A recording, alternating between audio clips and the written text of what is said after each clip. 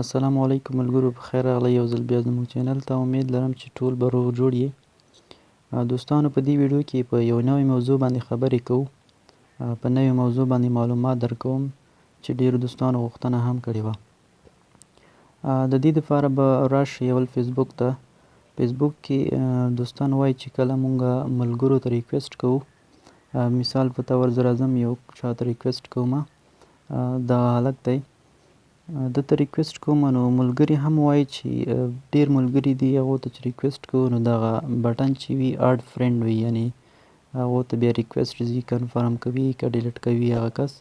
خو بعضې داسې ملګري شته چې هغه کله مونږ هغو ته ریکویسټ کوو، ریکویسټ د اډ فرینډ بټن نه وي، هغلته د فالو افشن وي، د فالو بټن وي. نو دوی هم ملګرو هم همداسې غوښتنه کړې وه چې دغه فرینډ یا اډ فرینډ بټن څنګه فالو ته چینج کړو، څنګه یې تبدیل کړو. نو د دې دپاره به راشئ، دا ډېره اسانه طریقه ده، ډېره ایزي طریقه ده. زه تاسو ته خپل پروفایل ښیم چې دلته فالو اپشن ده یا فالو بټن ده او که اډ فرینډ بټن ده. د دې دپاره راځم په خپل دې پروفایل باندې کلیک کوم، بیا راځم په دې درې ډاټه باندې کلیک کوم او بیا دغه سترګې نشان ویو اس چې ده په دې باندې کلیک کوم. نو تاسو ګورئ زما د پروفایل بټن چې د هغه اوس اډ فرینډ بټن ده. نو دا زه اوس چینج کوم فالو بټن ته یا فالو اپشن ته. نو ګورو اوس څه کوو.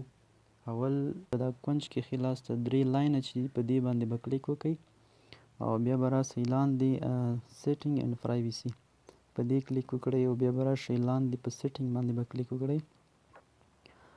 بیا به راشئ لاندې فالوورز اینډ کنټینټ. اول شرط یې دا دی چې ستاسو عمر باید 18 کاله وي.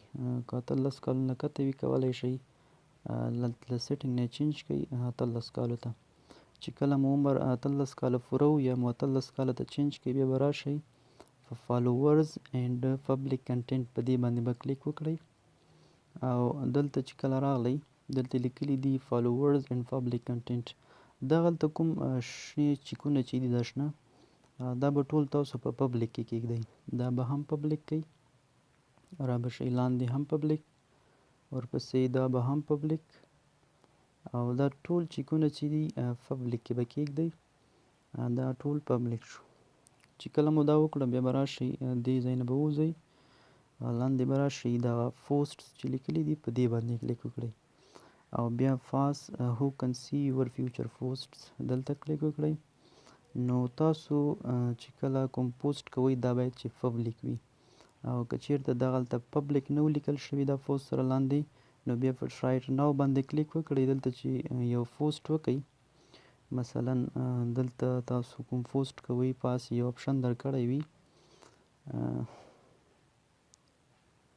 رایټ ناو باندې کلیک وکړئ. دغلته اپشن درکوي چې ته پوسټ غواړې یوازې فرینډ دی وګوري یا نور اپشن هم درکوي، سپیسیفیک فرینډ یا اونلی می یوازې زه.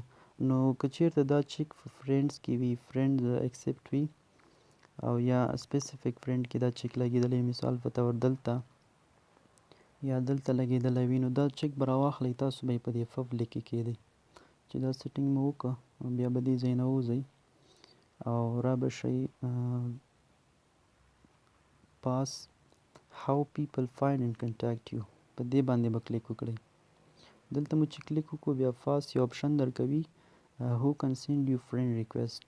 که چیرته دا چیک په ایوری ون کې ایښی وو، دغه چیک به وباسئ ایوری ون نه، په دغه فرینډز او فرینډز اونلی دلته به یې کیږدئ.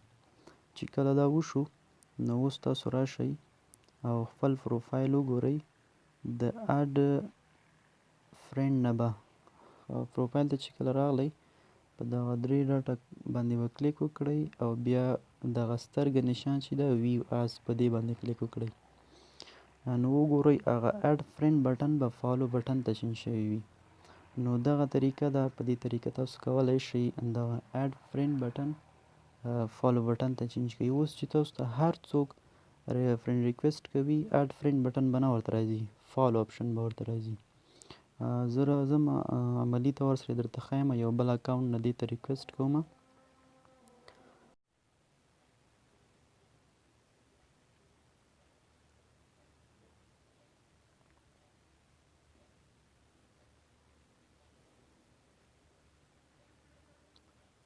ښه دا د بل اکاونټ بل آی ډي مې کولاو کړله. زه اوس ځم هغې آی ډي ته ریکویسټ کوم په کومه کې چې ما هغه اډ فرینډ بټن چې ده فالو بټن ته چینج کړی و.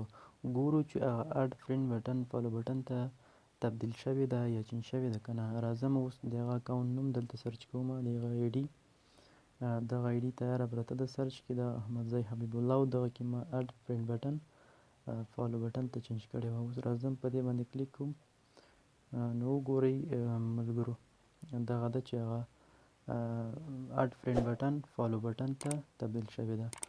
نو دغه طریقه وه ډېره اسانه طریقه وه. تاسو کولی شئ په دې طریقه د خپل فیسبوک آی ډي کوم اډ فرینډ بټن چې ده فالو بټن ته چینج کړئ. نو ملګرو د دغسې ویډیوګانو دپاره زموږ چینل سبسکرایب کول مه هېروئ.